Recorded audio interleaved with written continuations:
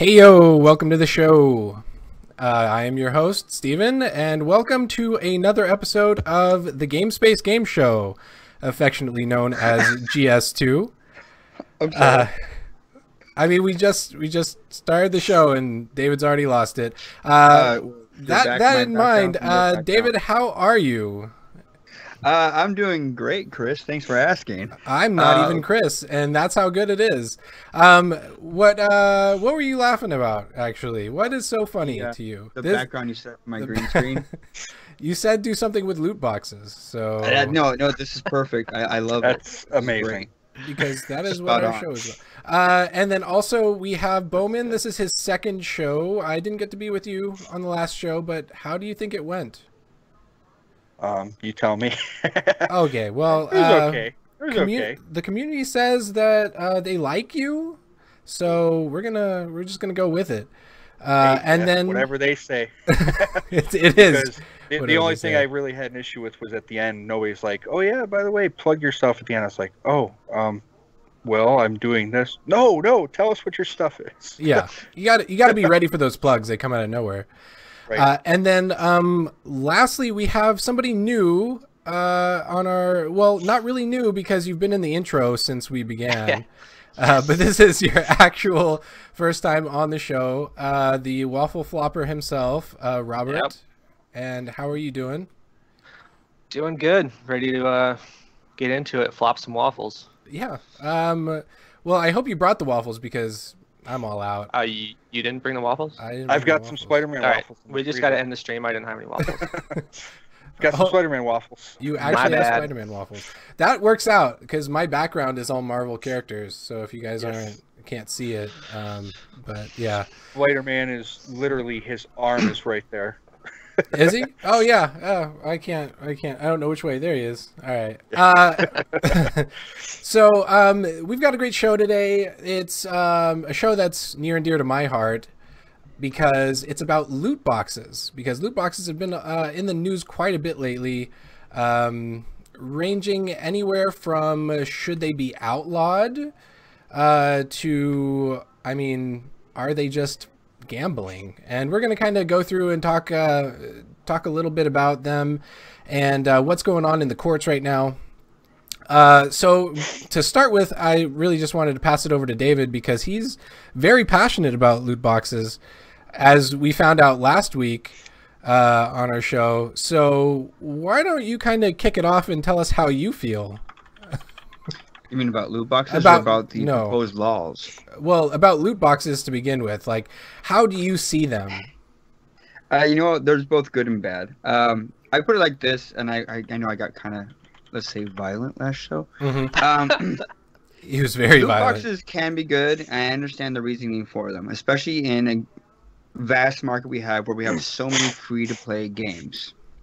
I'm okay if you give me a loot box that says, here's some clothes, make yourself look more fancy, right? I'm fine with that. I love those boxes. I especially despise anything.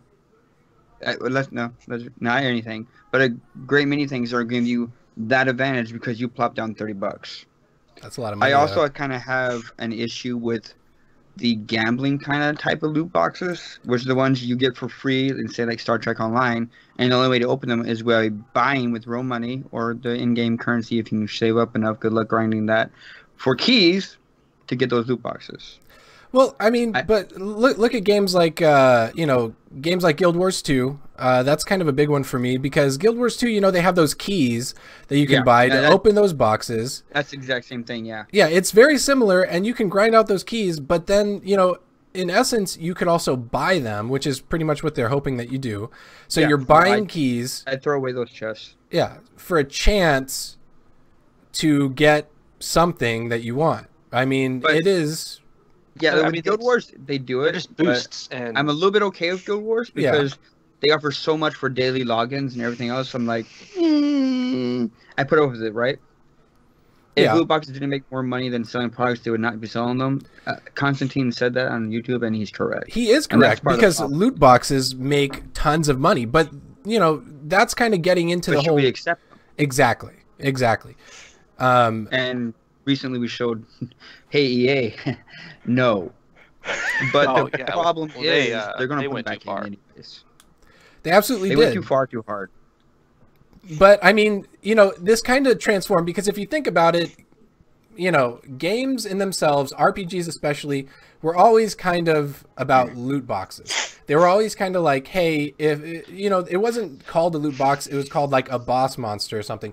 You're waiting for that drop. You're kind of gambling. You kill things over and over again. But then they pretty much took out the middleman now. They're saying, hey, you can just pay this money to get to roll, for whatever skin or weapon or whatever it is that you want to have. So, I mean, what do you guys think about like the change in it? I mean, has it just become gambling effectively instead of actually like an actual game? I mean, yeah, go ahead, Robert. Go ahead, someone else, please. I talk too much. You totally do. I definitely think it's become gambling.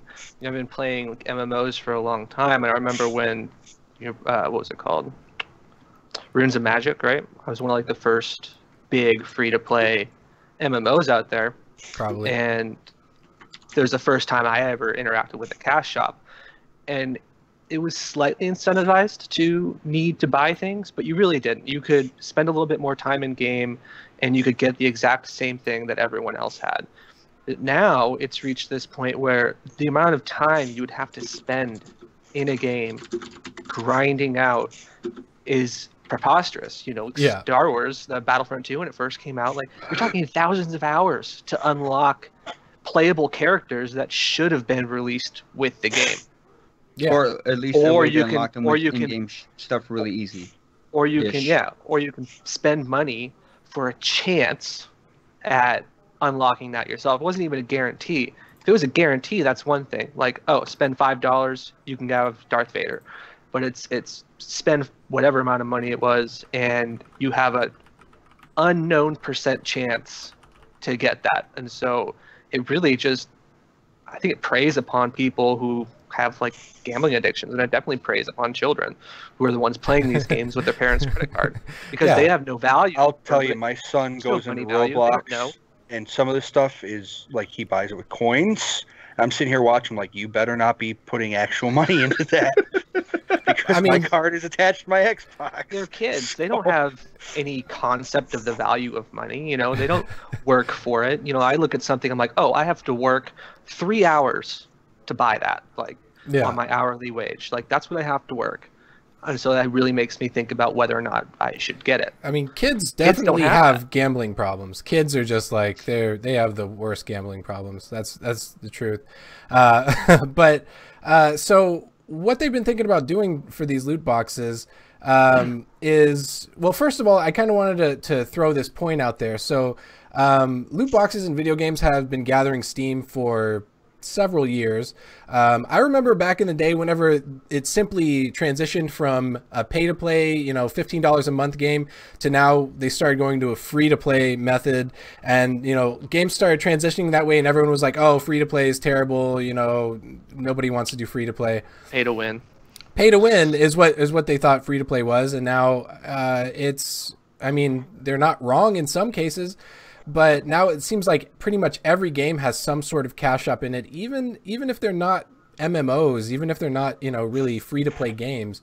Cash shops seem to be where they're getting most of their money.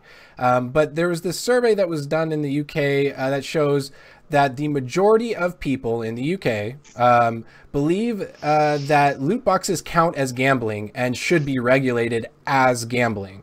The online survey conducted in the UK found that 60% of respondents believed that loot boxes should be regulated as gambling, and the remaining 40% felt that they weren't gambling and shouldn't be regulated at all. So what do you guys think about that? I mean, in terms of, if it is gambling, should it be regulated as gambling, or should it be regulated, as maybe a different type of monster here? It's an online game made for kids, so is it should it be regulated as gambling? What do you think about that, Bowman? I think it should be regulated. I mean, you're buying something, which is just like going to the store to buy a scratch off. I mean, that's gambling. You're hoping you get something good, You don't usually. I never get those $50,000 scratch offs, like Homer. But yeah, I mean, you're putting it out there. Kids are getting into them, like my son. Some adults are getting into it. I mean, the 60% of people in Europe, it looks like, that are saying that these things should be regulated. I think they're on the right track. I mean, the 40% that aren't, they're the ones who are buying everything, kicking our butts when we're playing games. So yeah, I know that I never got a chance to do anything with Battlefront 2, but I'm glad that they switched everything off, because instead of thousands of hours to open Darth Vader and everybody else, I think I have 2 people left to unlock. It's Leia and somebody else, and that's just by using in-game currency. To me, that's the only thing you should really have. You work for the in-game currency, you buy the characters, you buy the stuff that you're going to get, and you leave the real money out of it.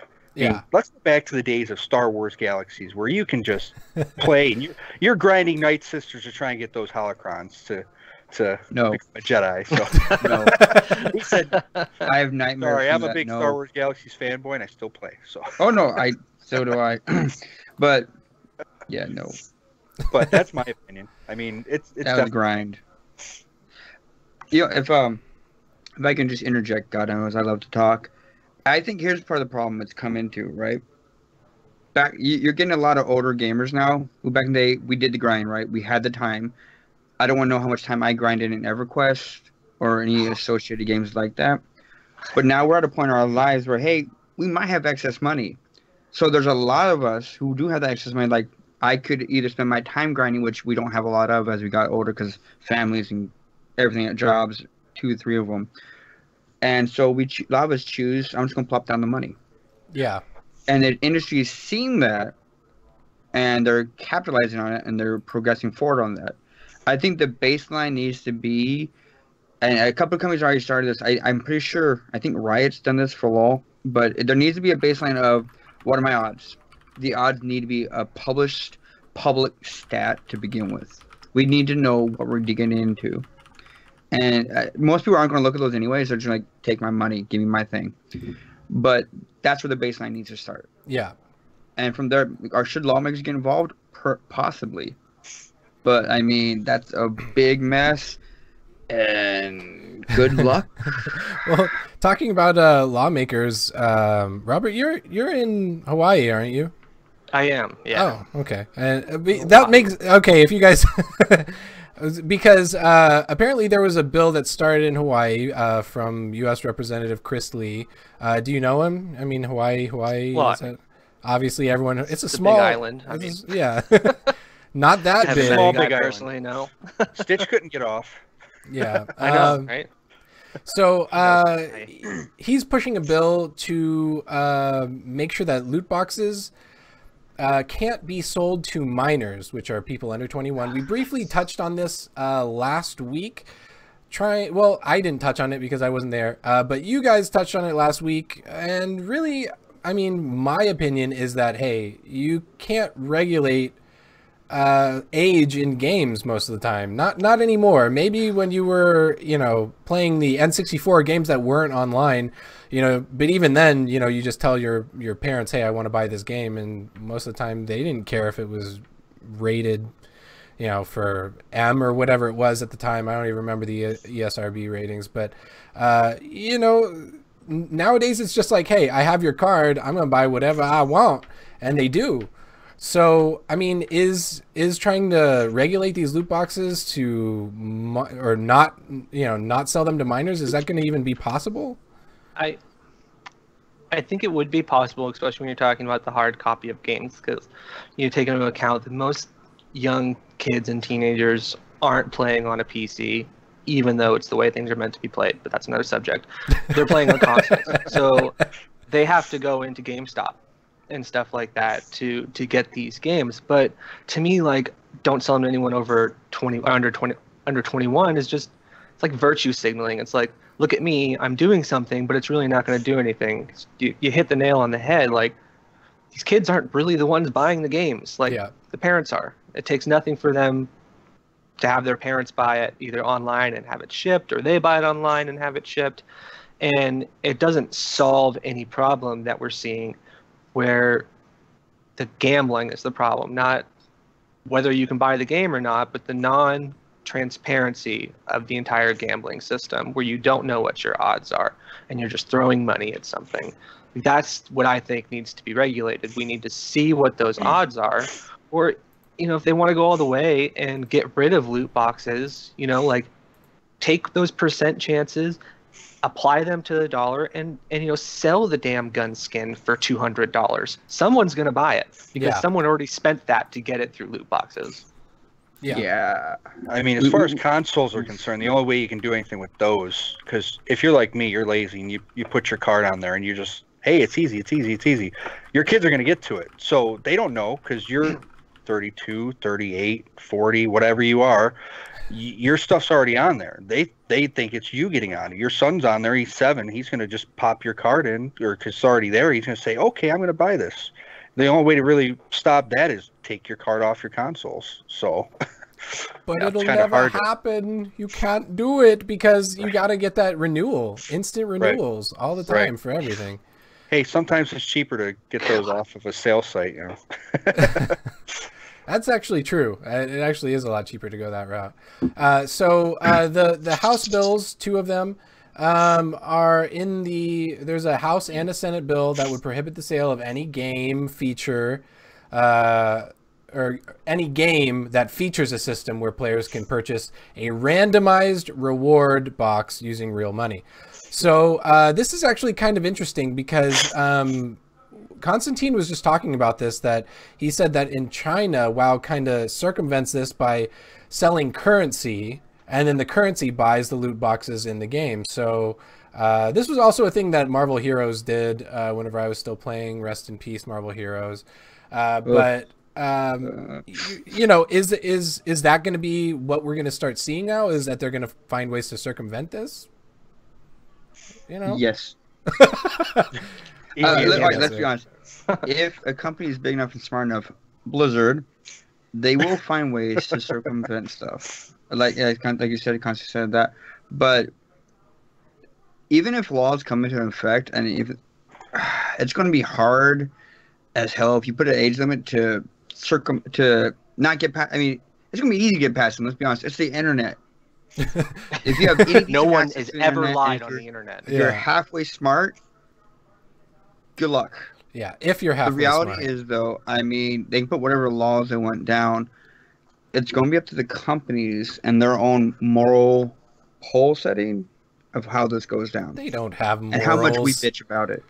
Yeah, I think that's exactly right. How much we bitch about it. I mean, look what happened with EA.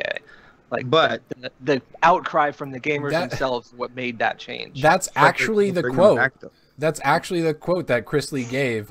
He said, I think it is inevitable that whether it was spurred by Star Wars Battlefront or some of the recent big title games just being so ridiculously exploitative of the player base, that these are going to be regulated. So it really was, I mean, basically, everyone got mad because they took their Star Wars away. I mean, don't mess with somebody's Star Wars. Well, the other thing was, like, you had Shadows of War, right? They had their stuff, which, as far as I'm concerned, I looked at it. I didn't think it was as bad as it could have been. I thought it was, I can deal with this. But it got enough people pissed, and then Battlefront came like, hey, give us your money. Get some boxes, yeah? And that's everybody's like, whoa. This is Star Wars. Why are you messing with Star Wars? That was the guy in the van with the candy right there, that face. Yeah, but it was bad. It was bad candy. That's what they're doing. They're like, it escalated hard. You can come take our candy, but you gotta pay us. Come on. But the problem is they're bringing them back. Right. They're bringing back the candy? Or and the loot boxes at some point in some way. And it's going to happen. Oh, yeah. So there's been loot boxes and tons of stuff up until Star Wars Battlefront came out, but Battlefront is a AAA game that EA is bringing out, and it's EA, so of course, everything's going to go as soon as EA touches it. So the system was half-assed, and it was shite. Right. I mean, I've had free-to-play games where I don't mind giving them money. Like, I've given money to Neverwinter. I've given money to mobile games because I didn't mind. There's stuff I was okay with, money I was okay with, what I was getting didn't feel like pay to win to me. It was okay. But there's lines. Well, so I mean, and this is a question not just to you guys, but it's also a question to everybody out there who's watching right now. So if loot boxes are going to be outlawed, where do we go? What do we do from here? And also, hi, Catherine, who just joined. Where do we go from here? I mean, are there going to be alternatives to loot boxes? Are we going to go back into the days of, monthly fees? I mean, what are we looking at here? If loot boxes go away, like what I talked about earlier, is what I think is going to happen is, if something had a 0.2% chance or a 2% chance, and in a $5 loot box, is they're going to extrapolate that chance out and put it on a cash shop and be like, this is $200, because that's what they around expected to get for it through their stat system on how long it would take buying loot boxes to get it. And I think that's a much more transparent system. I think they'd be smart for it. But I don't think we'll see it go away. Like, microtransactions in themselves are probably here to stay. This is my 2 cents. I'll shut up after this. I promise, because I know we're going to get more stuff. Everybody was, back in the day, $15 a month for your game subscription for MMO was like, yeah, that's fine. Everybody started bitching about it. I'm okay with it, because I knew I was paying for it, and I was okay with it as long as the content was there. You won't see that come back. The only game that has it and will keep it as a mainstay is WoW. Other games has it as an add-on for extra benefits, and that's where it's going to stay at for MMOs. What you will see is more loot boxes and more like local microtransactions, because that's where the money is. And no matter how much we bitch about it, it's what's going to keep coming, because that's where the money is. And the companies want to make the money, because that's the bottom line. Out of every AAA industry out there, it's about money. There are a few companies out there, they're more about the game, and more power to them. I will support those guys with all my heart and hard-earned cash. Divinity, Wasteland. But that is not the norm as it once used to be. Every time we have to bring up Larian. You're absolutely right. I mean, I think Overwatch, the Blizzard reported that Overwatch made like $4 billion from loot boxes in like 2017, and that was just Overwatch. Yeah, and I'm okay with that though, because it's just skins. Just be transparent. Tell us what the odds are. Oh, the odds are shit. But yeah, well, at least then I know. Maybe all if I'm looking at it, all the odds are shit. I'm gonna be like, okay, well, I'm probably not gonna buy them. Well. And then, you also have to take into consideration, like, the amount at which people are buying these loot boxes for the gambling feature. That it's tremendous. They're making so much money off of them. So you have to kind of think about this in terms of if they decide, like Constantine and Jeff over here are saying, hey, we just go back to you guys. We sell you a virtual product and you buy it and you get it. There's no gambling involved, which is great. But you have to remember, they're so used to making this money that we might not see it in the way that we used to. You say, hey, $10 for a skin, fantastic. But now they might say, hey, people were gambling for this skin and they were spending $50 to get this skin.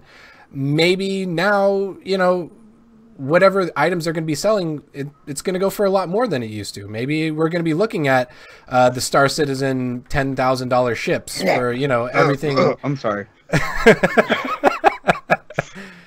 I always have to do that. If David doesn't throw up at least once, then thanks. Thanks, Dad. Thank you. Thanks. One game I would love to get into, but I'm not spending $10,000 on a ship. When it releases, I'll buy it. Yeah, when's it gonna release? 10 years? When it releases, I'll buy it if I'm not dead yet. Yeah. Right. For my retirement years. Like that's gonna happen. But I mean, what do you guys think? I mean, are we gonna see prices rising because companies are just used to making so much money? The best bet for the industry is to combine both. You give us the option for loot boxes, and also give us the option to actually buy the product we want at a higher price. People will do both. That's a good idea. I missed that chance of like, and you kind of have an Overwatch, right? Because if you have the extra gold coins or whatever it is, you can buy the skin. You want if you have it. Which I mean, that's like the medium, and that's what I'd like to see. It's just not like games are doing that, because they're just the loot box and random. Like Heroes of the Storm, that's like probably my favorite MOBA because it's it's mobile light and it's easier for me to deal with instead of being toxic with other people. But I don't like the new skin system because for the most part you're SOL if you don't get it from a random box. Yeah. And it kind of like, I just want this one skin. Well, you got to bid the parts. But oh my God, it's so hard to get the parts. Well, so yeah. I get that though. I mean, it's a free game and they got to make their money somewhere. Lord knows Blizzard is swimming in diamonds, but and I understand Scrooge's money bin. At the end of the day, though, it is business. And it's hard for us though because we are gamers and this is what we love and this is what we do. This is our free time. This is our stress reliever. This is our home away from home for a lot of things. That's why we're all so passionate about it. Yeah. Stress reliever if you don't have to get a loot box to do what you want to do. But yeah, that's why someone gets so pissed because you're messing with this thing that's close to our heart for a lot of us. The 4 hours I have to dedicate to gaming, you want me to buy a box? Come on! We're in like uncharted territory for the most part. It's like, you know, like we're the generation that was able to start playing video games on computers, and we were kids when consoles came out, so it became part of our lives growing up, and so it's remained part of our lives as adults. Like, my mom and dad didn't game. Like, they could care less. So now we're seeing what happens when you have adult gamers with money and less time. Yeah. Well, and then Catherine says, I think it will stop when people stop buying it, but doubt if this will happen. See, this is also kind of something that most people, you know, think about. Like, hey, if you don't like the loot boxes, just don't buy them. You don't have to buy them. But the problem is that people are buying them. The people with money are buying them in such large amounts that, you know, the top, you know, what is it, 20% of people or something like that who are buying these loot boxes are funding pretty much the entire game. You know, they really just want to spend, you know, as much as they possibly can to get everything they possibly can. So it doesn't matter if we're buying them or not. There's going to be someone out there who's going to fund these games and show them that, hey, if you're giving us loot boxes, we're gonna buy them. You know, another thing that I brought attention to, maybe it was last week, maybe it was the week before. All of these shows kind of just run together for me now. They blur together. The other. Well, I mean, because so many times we end up finding these topics that synergize together. But loot boxes and in-game purchases are really part of a more general shift that we're seeing in the computer world as software moves towards a service subscription model. So I did bring this up you know, not too long ago with games like Sea of Thieves that were pushed out to Microsoft's Game Pass. Brand new game that was pushed out to Microsoft Game. Is that for Sea of Thieves or is that for the Game Pass? I love Sea of Thieves. The Microsoft. Can you not run it through the Xbox Live app, which is horrible? Well, they do it specifically to watch you through. Not. But you know, everything is talking about, hey, let's stream, we want you to pay a subscription now just to, you know, play these games or what have you. On the Game Pass, it's really just, hey, get access to these games for $15-20 a month, however much it is. I don't even know how much it is. But I think it's $9.99. Is it? It's only $10. I will say it's not a bad price. That's a good deal. I mean, personally, I go with EA Access because it's like $30 for the year, and then they put out hates AAA EA. games. Hey, you know what? They're letting me play Titanfall 2, Mass Effect Andromeda. I don't even have the game discs themselves. I have installed. As long as I have EA Access paid for, I can play the game as long as I want. It's like $30 to play whatever full games you want, and then you're good. But now, like, ask yourself this though: if you're paying $10 a month or however much it is to play, you know, like Battlefront 2, do you think that's why they're pushing these loot boxes so much? Because they're not getting the disc price for it. They're getting a subscription that, you know, maybe they're not actually making any money on it necessarily. Maybe you know, maybe they need to push those loot boxes so they can actually make revenue.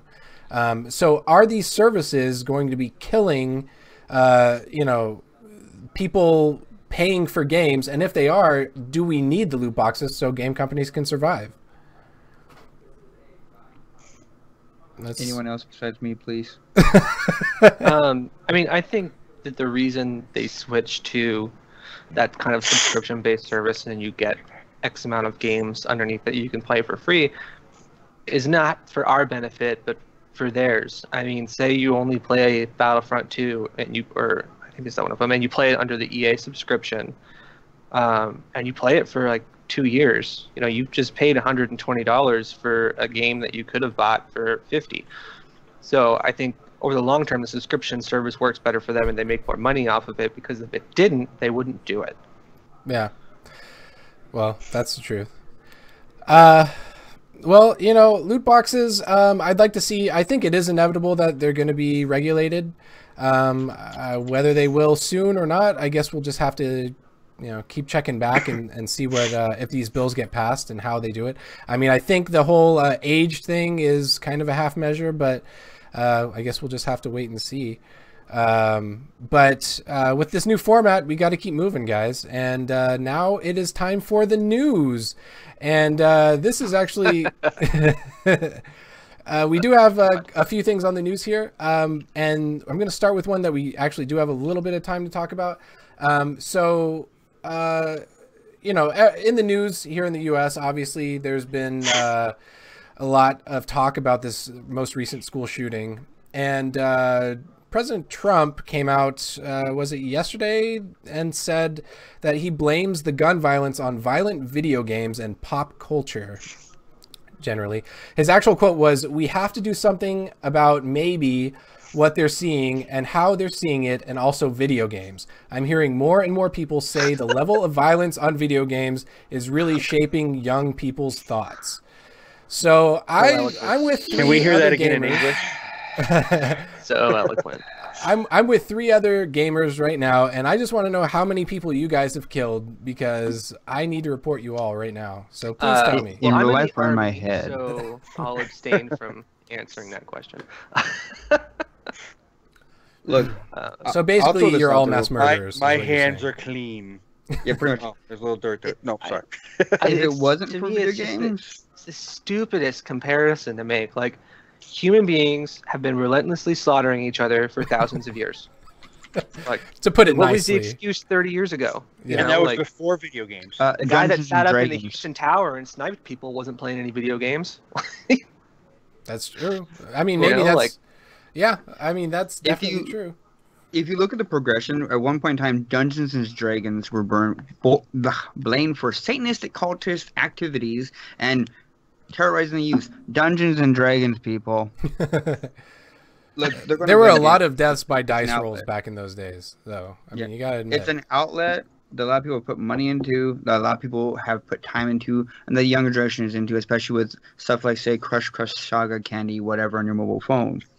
You can blame that stuff. Go right ahead.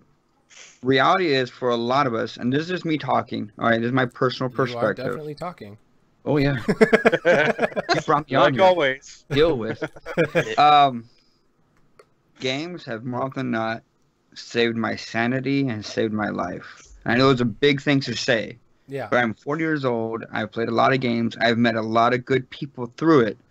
And there have been times when I've gone through some really bad stuff that I would log on to, say, EverQuest or WoW or Dark Age. And I had friends there. I had people I talked with. I had things.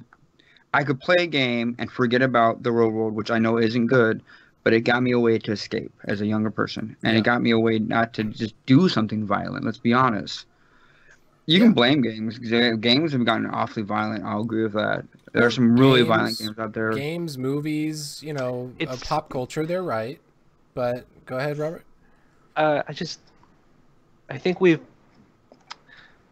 people have been whistling a tune like this for a long time, always searching to blame, video games or Marilyn Manson when it was Columbine and Eminem, and they're just looking for someone to blame besides who I believe the real culprit is, and it's themselves. Yeah. I mean, these people are the product of society. They're the product of, maybe their parents, I don't know what their home life was like. Most of the people aren't from this really nice home, in the suburbs and stuff like that. They're people with real issues that aren't being addressed. Yeah. Or Hawaii. The last, I think it was the last 4 or 5 mass shooters were on psychotropic medication. Yeah. people have problems that society isn't dealing with. Yeah. And instead of, because it's really hard to blame yourself and take responsibility for those things, you look to blame other things. That's true. Yeah. So actually next week's show is going to be pretty much dedicated to this. We actually have some really good co-hosts next week. Dame will be back. As you know, he's a pastor as well as a game player. We're also going to have Chris, our hardware editor, who is also a teacher. So they're going to have some really good insights into this. So next week, definitely tune in and listen to that.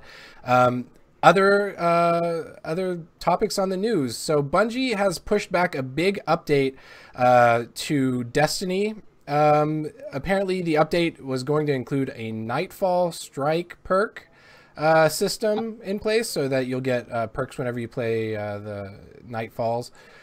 Exotic gear changes will be in the works, unique Nightfall weapons, and a free-for-all rumble in the Crucible.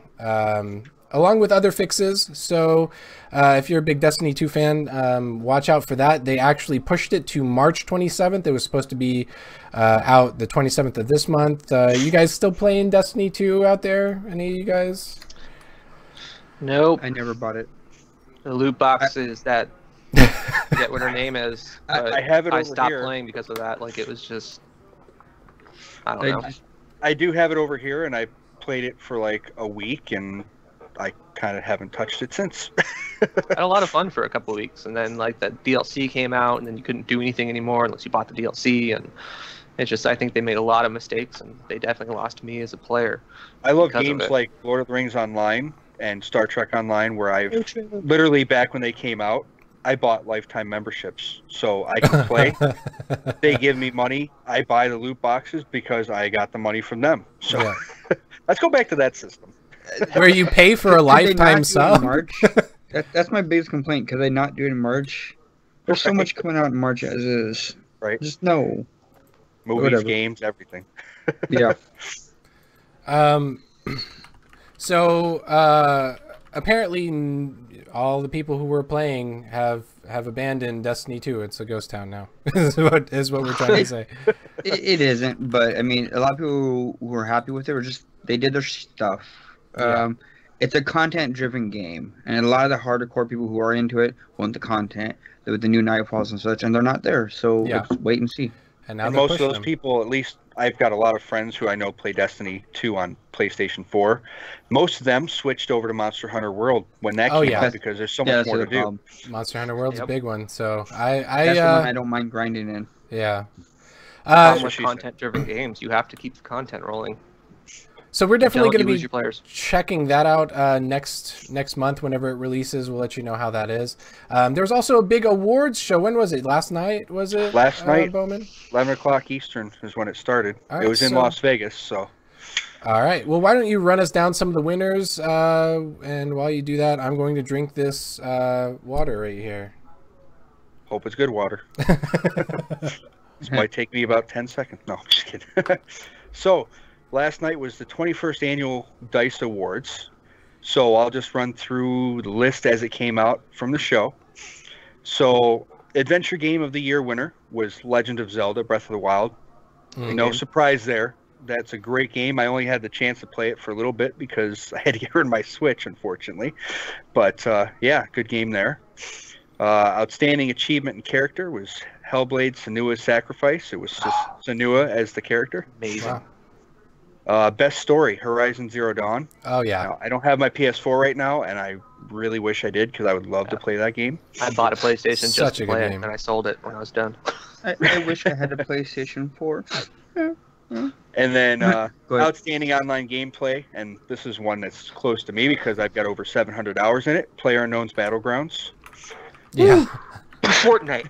Excuse me. More realistic. Juggernaut, what? Bodybuilding simulator. I can't get used to the Fortnite building and fighting at the same time. I like the building and I like the fighting. I just don't like the loot boxes. What?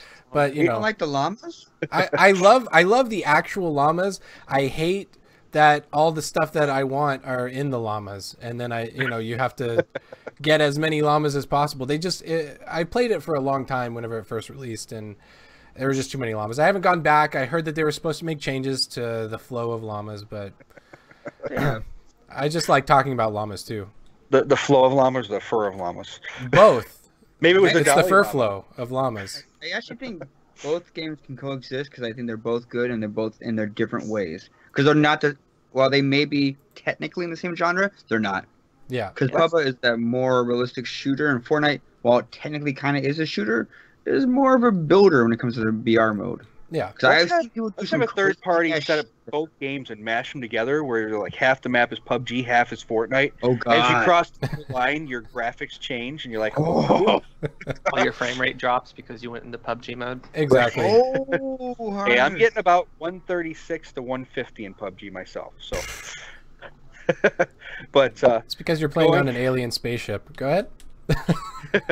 But continuing forward with these awards, we got Outstanding Game Design, Legend of Zelda again. Yep. I mean, nice. Once again, the game, it's outstanding. Outstanding Technical Achievement because of the graphics and everything, Horizon Zero Dawn. This game that was great. Picked up quite a couple really good achievements there. So, Fighting Game of the Year, I will agree with this wholeheartedly. Injustice 2, love the game. I will play it forever.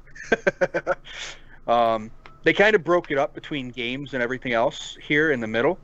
So they gave out the Lifetime Achievement Award to I'm saying it wrong, Genyo Takeda, the head guy, special corporate advisor to Nintendo. Yep. The guy who pretty much started it all with all the arcade games and everything. He's the guy that was forward-looking. He was getting them into Nintendo, into Super Nintendo, Nintendo 64.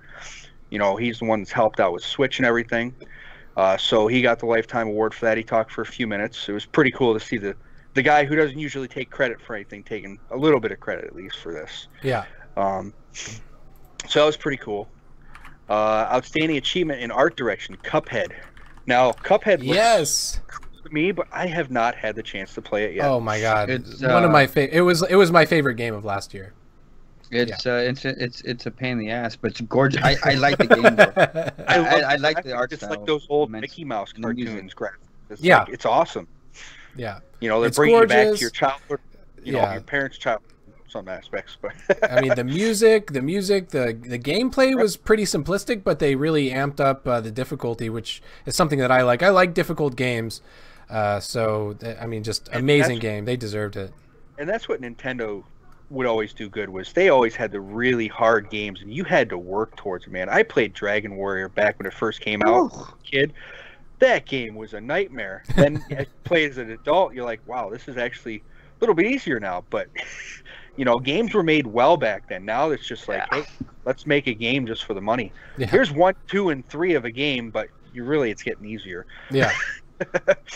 So, Outstanding Achievement in Animation, once again, goes to Cuphead. And like we just said, those graphics were freaking amazing. Family Game of the Year. Now, I've never heard of this game, and I think it's on Switch. I don't know because I don't have it specifically here. Snipper Clips. Sounds like a Switch game to me. But I don't know that one. Basically, they showed pictures of it in game clips. Basically, your characters are walking around the screen, and you have to move stuff around and do all these different things to achieve your goal, but at the same time you're walking up to your other characters like your family members and you can clip them. So basically you can cut a triangle out of them or you can cut a circle out of them and their character looks a little bit less because you snipped them off. Now we're just going to see kids running around cutting people up. Right. It sounded like it was like a game for hairdressers. That's what I thought of whenever I heard the name. Like, so if you want to see about Snipper Clips, because I am not doing it justice, go YouTube it, or Twitch it on Twitch. I'm sure. I don't think it's Twitch first usually. Sorry. Racing game. This is a Switch game. I don't know if I agree with this. Mario Kart 8 Deluxe. I mean, they had a couple other games listed there that should probably have been the winners. Like, I think they had Gran Turismo on there. And how can you beat Mario Kart, though? Well, Gran Turismo is great, but more of a simulation. I mean, like, Mario Kart's always pure fun. Right. You know? You gotta love those shells, you know? Yeah. I carry turtle shells with me when I drive all the time now. Hey, I throw banana peels out the window. Oh, man. Just kidding. Anybody who's watching who's a cop? Nope, I don't. Carry live turtles. I had to throw that. Sports Game of the Year. FIFA 18. Now, I have not played a soccer game since like 2002. I don't like to watch them, let alone play them. I would rather play it than watch it. But I would not sit there and play a soccer game. FIFA is the big sports seller on consoles. Yeah. It which is. which might be surprising to some. It is the big seller. Those are the two I'd rather play. NHL sometimes, but MLB NHL's fun. MLB the show. Yes, definitely. Handheld game of the year, Metroid: Samus Returns. Now, I love Metroid. I have not had a chance to play this game yet, and I definitely want to. Yeah. It looks good overall, and it's a classic. It's a classic side scroller. It's not like the 3D version where you're GameCube, where you're walking around as first person shooter. Yeah. I love side view. I can't stand the first person view for that. It worked. First view were good. When you went into the little ball, you went on to third person. Yes, but I would rather play that game so you can see the character, other than just a little silver ball. Yeah, I'd love to see the character. I mean, they put all this artwork into the game. Let's see the entire character. Yeah. At least give the option to switch to third person mode, like some games do. Mobile game of the year, Fire Emblem Heroes. Fire Emblem, not a series I've played. I've seen it. Looks good, but I just haven't had time. It wasn't a bad game. So more power to them. I know it's kind of like a strategy game where you have to plot people down and do battles that way, isn't it? Yeah. So I mean, it's kind of like something I would do, but not all the time.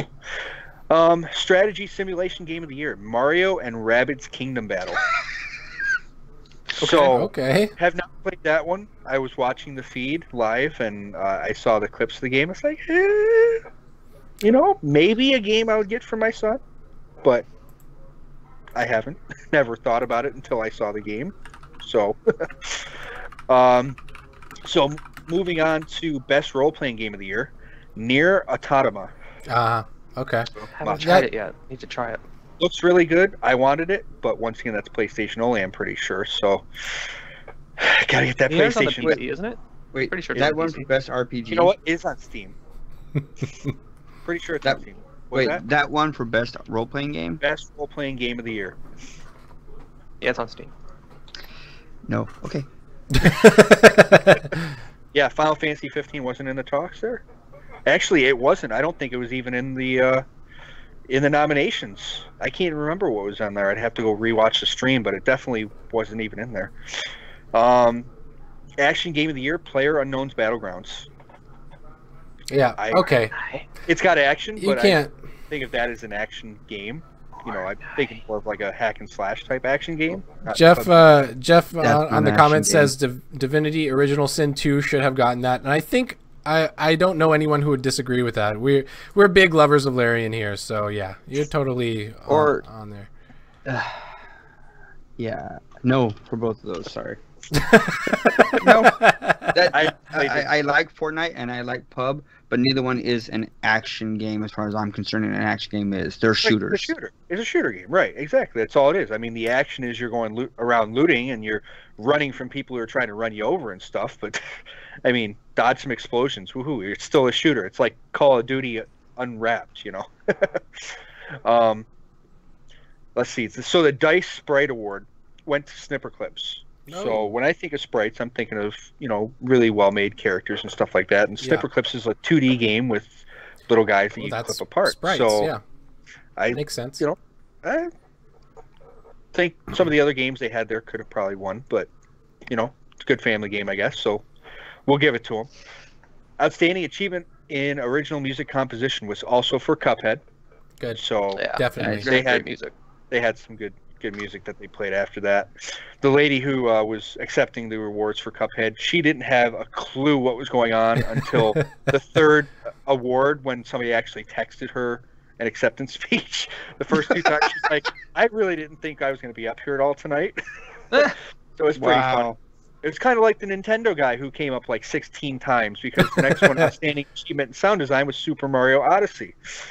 So this guy came up for Zelda, he came up for Super Mario, and whatever other games for Nintendo. He's like, yeah, I'm the guy tonight, so you guys got to get used to me.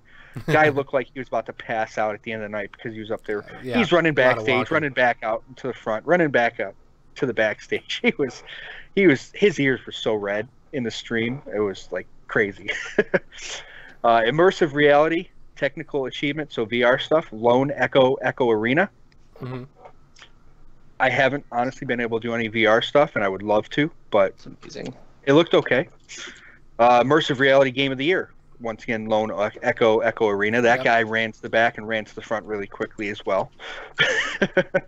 Outstanding achievement in game direction, Legend of Zelda: Breath of the Wild. No, nothing you can say about that. And then the last award was Game of the Year, which was, of course, Legend of Zelda: Breath of the Wild. Yeah, you really can't argue with that. Yeah. Great game. Even if I would buy a Switch for if I had the money.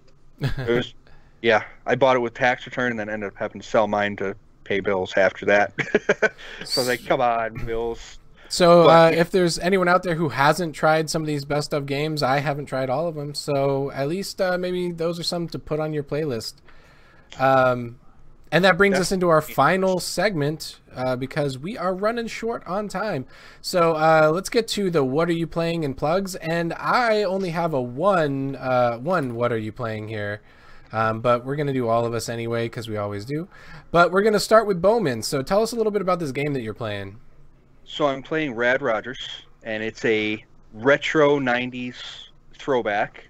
And yeah, it's actually pretty awesome. So your character starts off and you're sitting in your room and you're playing video games. Your mom's coming in, she's like, hey, get off the game. And then you leave the game on because it's, of course, on like a Super Nintendo or something. You don't want to lose your save game. Of course, who would? Oh, God, no. So he leaves it on and he goes to sleep, and then all of a sudden his game is glitching. And, he wakes up and he's getting sucked into the TV. So it's like one of those types. I hate when that happens. This is so cool. So, I mean, you see it right there on the screen. There's parts of the game where you glitch into different spots where you have to actually open up things. Like, there's parts of the script that are so funny in this. Like, the guy on your back, I can't remember his name, and I don't have it here in front of me, but he's like a guy that's got like Nintendo controllers on his hand and stuff. He's got most of the funny comments in this. There's one spot on the first level where there's a hole and there's a gap of water, and you're supposed to be able to jump over it, hit a platform, and jump to the other side. Well, he's like, well, it looks like the game developers left something out again, those jerks. So you have to go into this portal like this, and you can hit stuff in here and knock it away.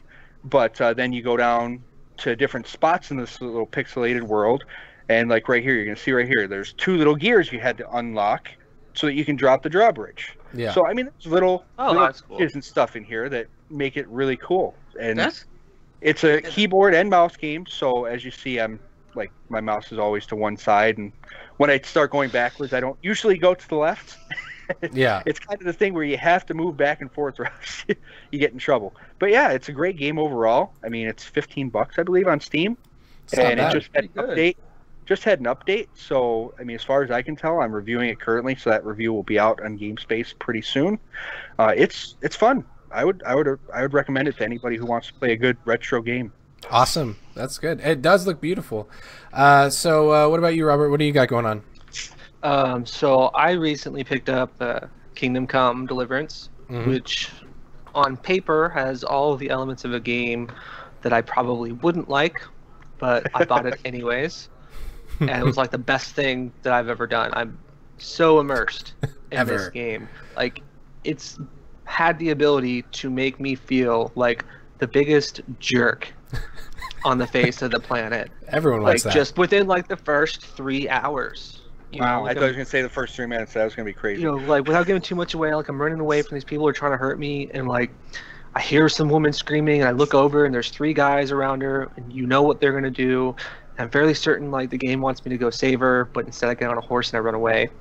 And then later on, you are talking to her, and I lied to her and said I had no idea what happened to her, even though I did.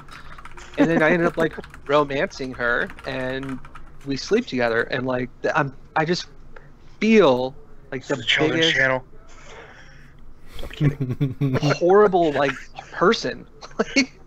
Like they're like decisions I made, and I don't know, like just I'm really immersed, and I log on, or not log on, but I open it up whenever I can, and hours go by. He's playing it as we're doing the stream. He knows he is. Yeah. Oh yeah.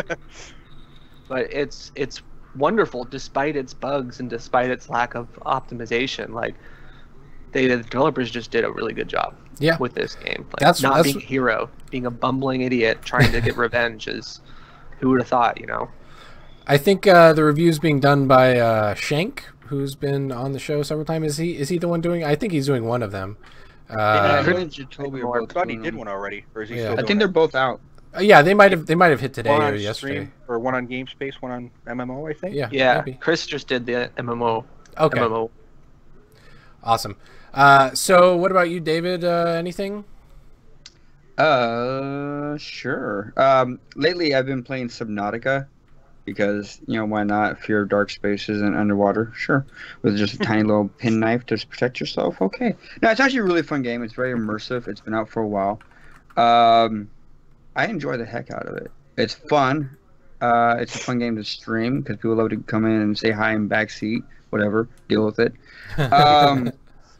No, but it's a gorgeous game. But if you are a person who has a fear of like deep oceans or claustrophobic spaces, don't play it. Legit. Definitely not on the water.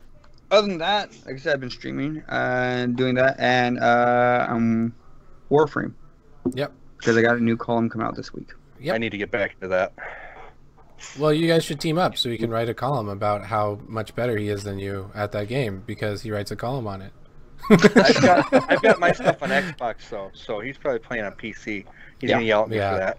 The way I need to download it for PC. It's free. As we're running a little low on time, let's go straight into plugs. Do you guys have anything? I know that David was talking about his.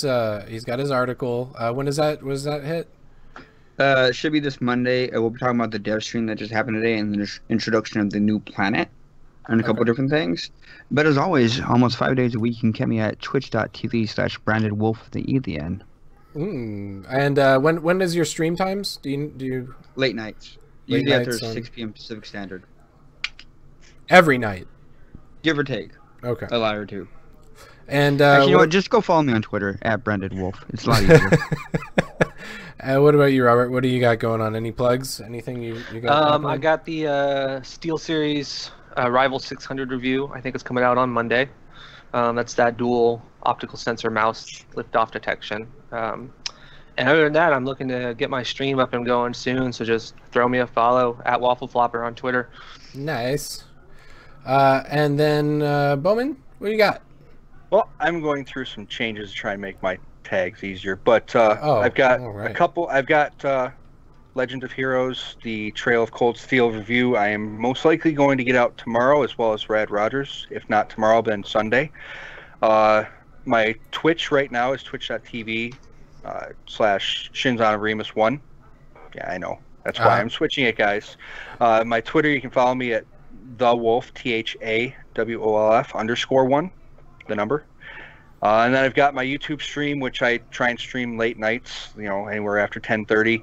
But it's Krenel's Clubhouse for now. It will be switching to the Wolf's One's Den at some point soon, as soon as I get my logo and everything else done. Awesome. And then for me, I have my streams, as I've said plenty of time before. I do streams every Wednesday, every Sunday, and then we do this show every Friday at 9 o'clock. I have an article on Fee, which is what I'm playing right now. That's FE. It's a pretty amazing game, platformer, action, adventure. The review just hit over on GameSpace. Read about it, but if you just want to see me play it, if you're not sure that you want to buy it, I'm streaming the entire game. I'm going to complete the entire game through the stream. So every Wednesday I'll be playing that game. Every Sunday. Is it Fae?